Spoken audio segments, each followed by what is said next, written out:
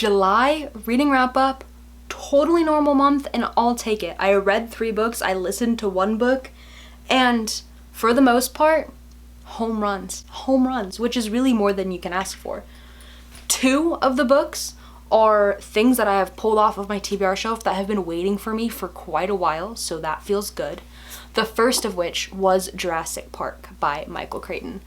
This is silly because I have kind of always been keeping my eye out for this in used bookstores because I just think and assume that it should just be like out in the world in abundance.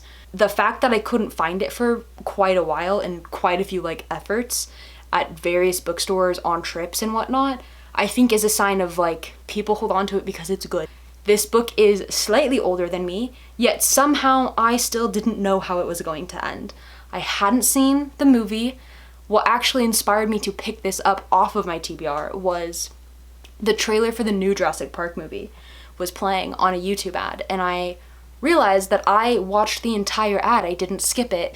So then I realized I should maybe go pick up that book and I might be intrigued, and I was. I had so much fun reading this, and I think a little bit of that is due to the fact that because this is sold to you as like an amusement park experience, and also through the lens of like this experience needs to be critiqued, I was just immediately buckled in. And I wasn't like thrilled or spooked by this. I was just genuinely fascinated. Whether it's like a big scary dinosaur or like a leaf-eating lover of a dinosaur, they're all really well characterized in a way that like I couldn't pick a favorite.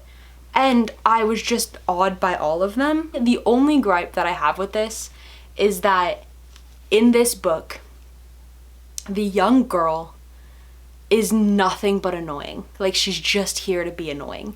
And it's kind of funny because that translated in the movie to me, but at least they ended up making her kind of useful. I'll take it. Like, one character that I just didn't like, you've got this messaging that actually kind of aged really well on, you know, capitalism in our lives and what we can like afford to experience. After looking up like the years in which like this comes out, the movie comes out, and the next stuff comes out, I feel like almost certainly it must be a cash grab because of the success here.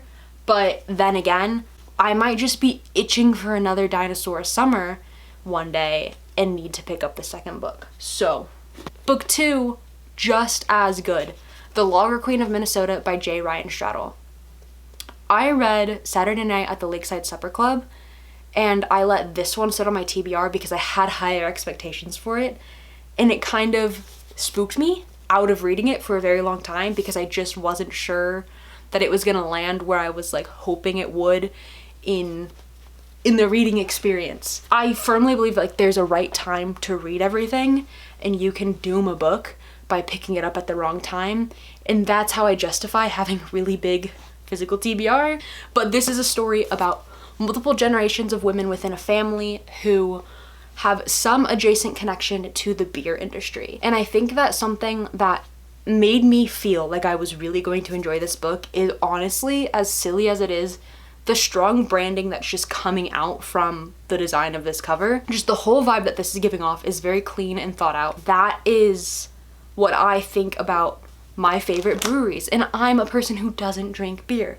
So I had a ton of fun reading this because you could also tell that the author has legitimate experience in some angle of the beer industry.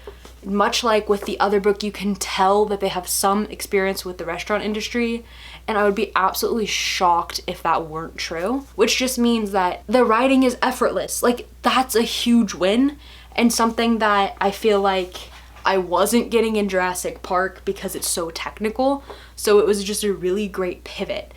You're waiting most of the book for all of these family members to, in the timeline and also just in the sense of the world, have their paths cross. J. Ryan Stradal towed that line perfectly the entire book. If you're gonna pick this up, I think you should just pick it up knowing that it is strong female main characters and it is about beer. Like, that's just, if you're interested in those two things, like, you will enjoy this.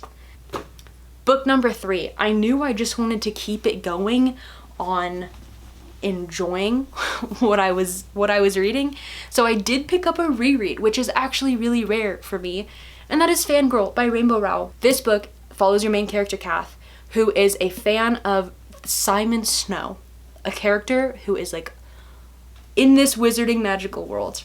She is like the main fanfic author in this fandom. So she's balancing her transition into college, how that is affecting her relationship with her twin sister who goes to the same college, and then also still maintaining the status of like ultimate fanfic writer while working against like a self-inflicted timeline before the final book in her favorite series comes out. The first time I read this book, I was at an age where I was looking up to these characters in terms of like life projection, right? Like I was in middle or high school and these main characters are in college. And now I'm looking at it on the flip side, and I'm removed and I'm ahead and I've done college and I've done this thing. So I know that when I read it as a younger person, I really found like a sense of security and like, okay, I can go and I can do this scary stage of my life, but it will still work out if I maintain being the nerdy, media-focused little kid that I am and the fan-obsessed kid that I am, really just like my fictional worlds, and that it will all be okay. And this was really reassuring at that time. Now, here, this feels like taking a peek in on that version of myself. This book is aged. Like, they talk about going to places and they make jokes about like things that were trendy when this was happening, and I find that really nostalgic. But at the same time, like, that's the kind of humor that is just like integrated into character conversation that is really effortless, that Rainbow Rowell is so good at. And I just felt like I was coming home reading this book. This is like a very beautiful edition with fan art in the ends. So I was also finding myself constantly flipping to the front or the back covers and like end pages when I would get new details about like the visualization of these characters with the different fan arts. Really a feel-good thing, and also a great reminder that you can find success in the things that you're passionate about. The final book that I read for July, it was an audiobook, and it was The Wedding People. I will say, I didn't do my research here. This was a book club pick, but I did read the blurb. Like, I read the dust jacket of this book. It absolutely should have trigger warnings for suicide. We hit play on this book, and we were making dinner and doing the dishes, and we're just listening la-di-da-di-da, and we're kind of just along for the ride here, knowing that we're just listening to this book, and then we're going to talk to our friends after.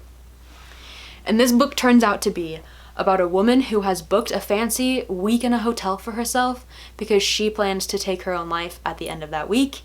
And that week happens to fall in the same week that a very polar opposite type of person has booked the rest of the hotel out for her wedding party. And then you do kind of quickly learn that, like, okay, they're going to become friends and then come out on the other side, like, less extreme in both circumstances, right? But, like, what a slap. And maybe it wouldn't have been that experience if we were reading. Like, did we miss some cues? I think it was just kind of like supposed to be a wow factor, and to me that was kind of like a no-go. That was a little bit of an ick.